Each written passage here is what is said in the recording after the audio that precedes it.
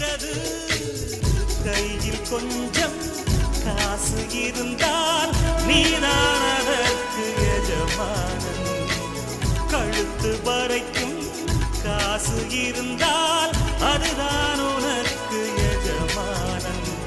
வாழ்வின் அர்த்தம் புரிந்துவிடு, வாழ்க்கையை வாரி குடித்துவிடு. ஒருவன் முதலாளி, உலகில் மற்றவன் தொழிலாளி. விதியை நினைப்பவன் ஏமாடி, அதை வென்று முடிப்பவன் அறிவாளி.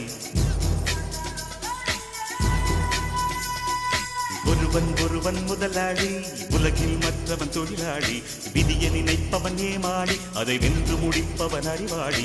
பூமியை வெல்ல ஆயுதம் எதற்கு?